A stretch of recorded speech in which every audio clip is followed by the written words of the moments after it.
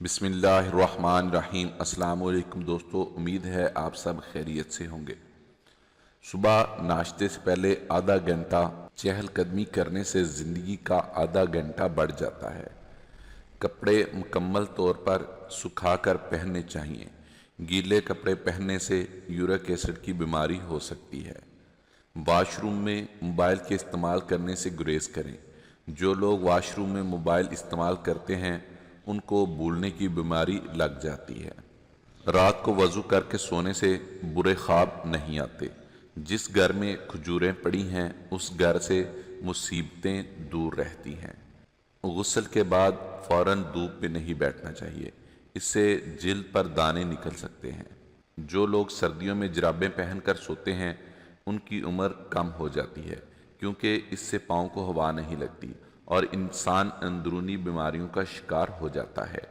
اگر آپ اچھی آواز بنانا چاہتے ہیں تو شہد گرم کر کے نہار منہ تھوڑا چاٹ لیا کریں، اس سے آپ کی آواز خوبصورت اور صاف نکلے گی۔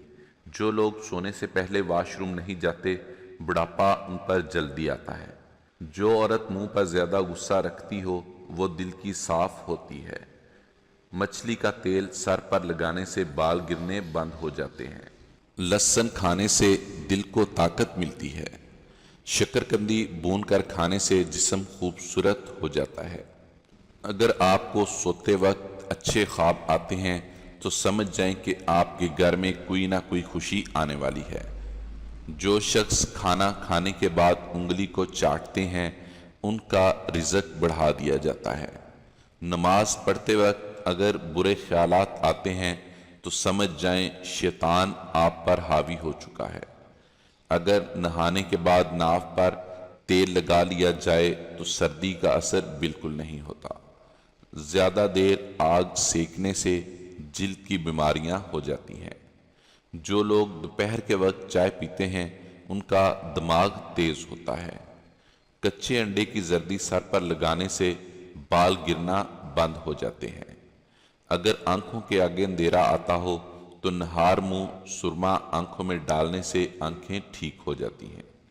اگر زخم جلدی بھرنا چاہتے ہیں تو ٹوتھ پیسٹ میں نمک ملا کر لگایا کرو۔ اگر بھوک زیادہ لگتی ہو تو کچے چاول کھانے سے بھوک کم لگنا شروع ہو جاتی ہے۔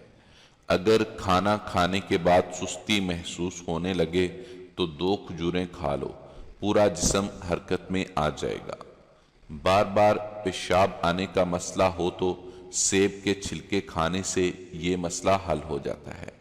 اگر کھانا کھانے کے بعد تھوڑا سا گڑ کھا لیا جائے تو کھانا کبھی ضائع نہیں جاتا۔ نہار منہ گرم پانی پینے سے معدہ طاقتور ہو جاتا ہے۔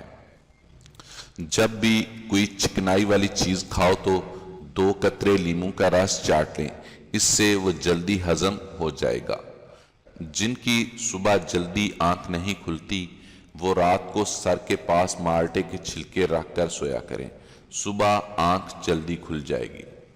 لال رنگ کا پھل کھانے سے نظر تیز ہوتی ہے۔ صبح اٹھتے ہی نہار منہ 2 بار اوپر نیچے سیڑھیوں کا چکر لگانے سے زندگی بھر چکر آنے کی بیماری نہیں ہوگی۔ کچے آم کو آگ پر بھون کر کھانے سے چہرہ خوبصورت ہو جاتا ہے۔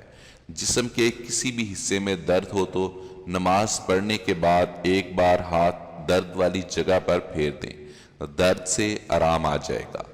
اگر جسم کا کوئی حصہ جل جائے تو ہرا دھنیا پیس کر جلی ہوئی جگہ پر لگانے سے آبلہ نہیں پڑتا۔